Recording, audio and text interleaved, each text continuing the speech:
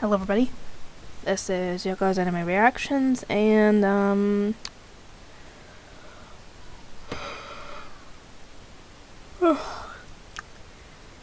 this is gonna be my review for High School of the Dead episode 9, and this is where we get a little bit of more info on Saikawa in this episode, because her and Takashi have to find their way to...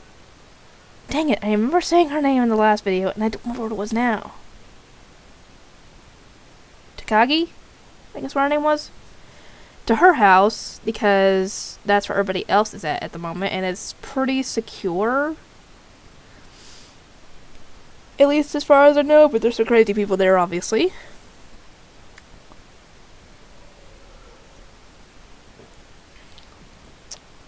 Anyway,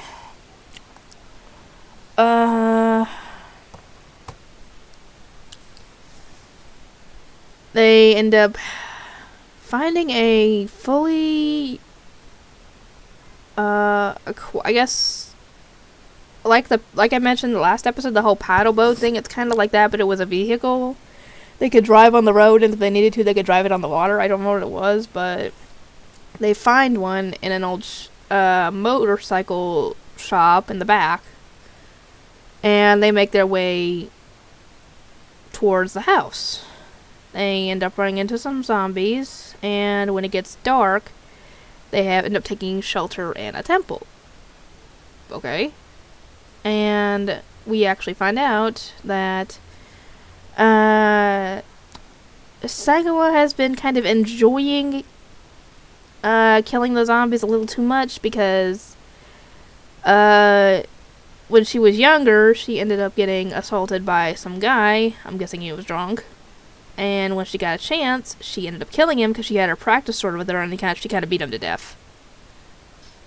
And she is so conflicted on this because she obviously knows that, you know, being happy about killing somebody is, well, not good.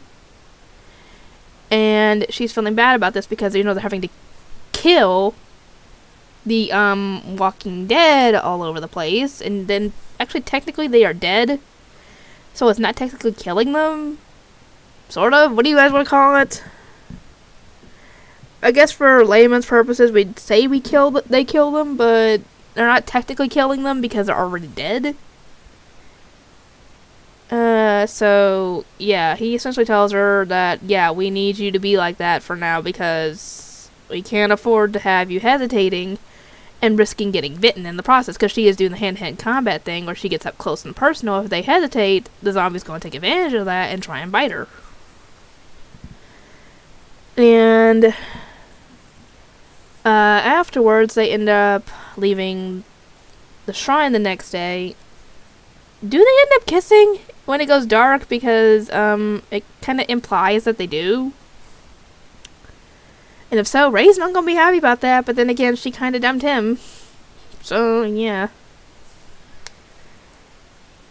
Anyway, afterwards, when they wake up and are ready to leave, more zombies start showing up, which makes no sense as to how. Were they just already there and never came through the door that night, even when they were talking and making noise by talking? I don't know.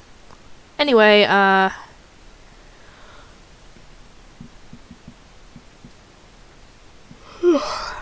they end up running into more zombies, obviously. I think before they ended up finding the shrine, and that's when Saikawa started to show that she was kind of realizing that she was enjoying it too much, and she kind of hesitated. Not that it was because there were zombie kids coming her way, and she didn't want to, you know, kill the kids. That's why I thought it was at the time, but then when we got to the whole explanation, I was like, oh, that's why.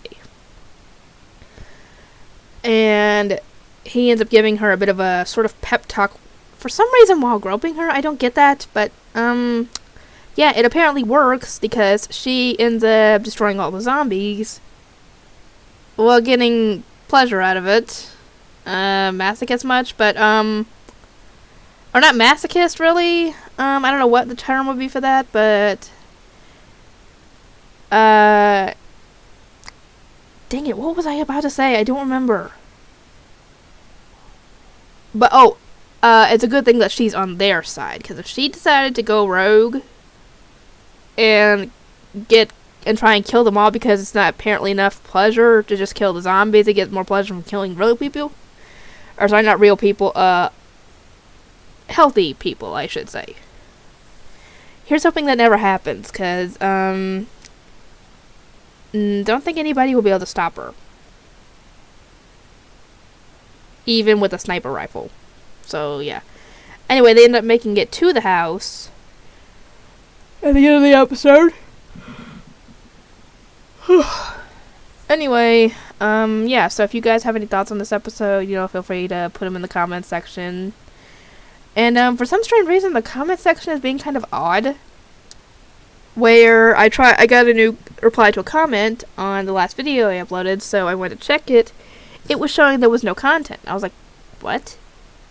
So I tried to go to the comments section of my dashboard to try and see the comments there, but it did the same thing when I tried to get rid of the filter that says, stuff that hasn't already been replied to.